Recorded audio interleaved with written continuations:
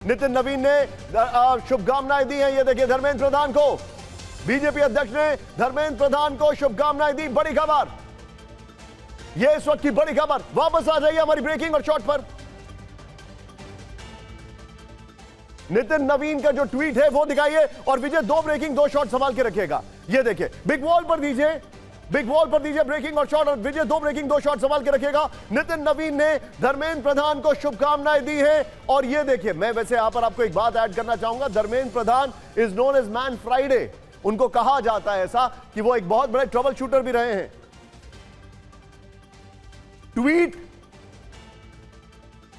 आइए जरा, ये है, as union education minister Shri Dharmendra Pradhan ji played a pivotal role in reforming India's education landscape and successfully implementing the landmark national educational policy.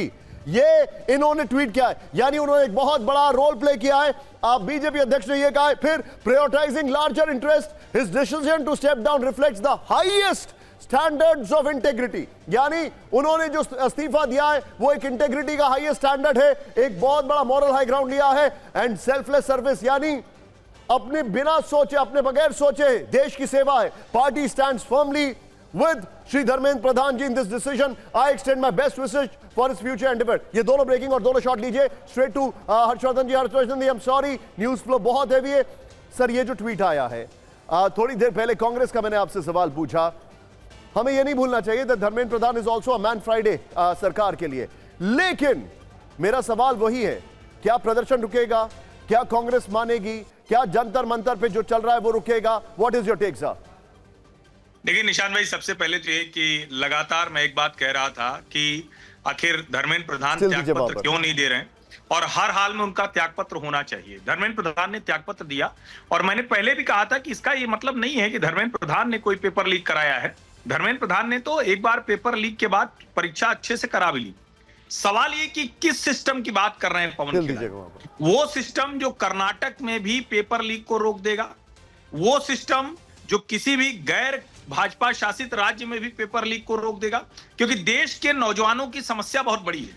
कोई भी सरकार हो, जो एजुकेशन माफिया है, पेपर लीक माफिया है, वो ये काम कर रहा है। जो पहले AIPMT का एग्जाम होता था उसमें सीटें बिकती थी, पेपर बिकते थे, सेंटर बिकते थे। उसके बाद NTA लागू किया गया। NTA में मुश्किल आई तो अब वो नया रिफॉर्म चाहिए। प्रधानमंत्री नरेंद्र मोदी ने, कैबिनेट ने कई बड़े निर्णय लिए। अब इस पर 2 दिन की अच्छी बहस तो करिए, चर्चा तो करिए। और मुझे लगता है अब सवाल दूसरा है। सवाल यह है कि क्या अब जंतर मंतर पर नौजवान ये कहने के लिए रुकेगा कि भाई एक त्यागपत्र हो गया, अभी हमें और त्यागपत्र चाहिए। जो सौरभ दास अभी वहां कॉन्स्टिट्यूशन क्लब में मीटिंग करने गए हैं, वही जंतर मंतर क्या बोल रहे थे कि अभी ये पहला त्यागपत्र है। तो सवाल ये है कि क्या ये जो तिलचट्टा पार्टी है, क्या ये जो कांग्रेस पार्टी है, क्या ये जो विपक्षी पार्टियां हैं, उनको ये लगेगा कि हमें इस आंदोलन को और आगे बढ़ाना चाहिए? और उसका जवाब, उसका उत्तर छात्र देंगे कि क्या अब वो रिफॉर्म चाहेंगे या फिर अपोजिशन पार्टी का टूल बनना चाहेंगे। ठीक है, अब मैं यहां पर सीधे चलूंगा अमोद जी के पास। अमोद जी, आप, अमोद जी मेरे साथ हैं कि नहीं अभी? अमोद जी, आप पूरी तरीके से a show off solidarity and support, और ये महज औपचारिकता नहीं है, हम सबको पता है, ये अनडिनाइबल है कि धर्मेंद्र प्रधान पार्टी में एक मैन फ्राइडे भी रहते हैं। उनकी कई राज्यों में चुनाव संभालने की जिम्मेदारी रही है। नितिन नवीन का जो ट्वीट आया ये हमारे सामने, दूसरी तरफ बैठक चल रही है। मेरा सवाल यह है कि बीजेपी अब अपने आप को कितना और स्ट्रेच करेगी? अगर कुछ नई डिमांड आई तो फिर क्या होगा आगे?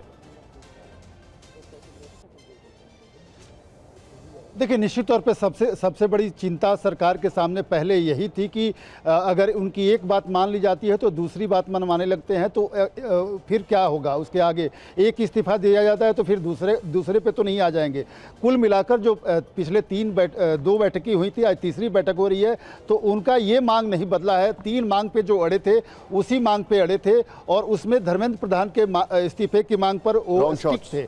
तो उम्मीद ये की जा रही है कि धर्मेंद्र प्रधान के इस्तीफा होने के बाद उनकी जो मांग है यहीं पे ख़त्म होगी। हाँ, ये ज़रूर उन्होंने बीच में एक बात कही थी कि उनके 4-5 ऐसे सुझाव हैं शिक्षा में परिवर्तन के लिए, वो दे सकते हैं, लेकिन अब जो मांगों का सिलसिला है मुझे लगता है कि यहीं खत्म होगी। और सरकार ने अपने तरफ से जो एक संदेश देने का प्रयास था वो दे दिया कि हम देश के छात्रों के साथ हैं, हम CJP के उस मांग के साथ हैं। ठीक है।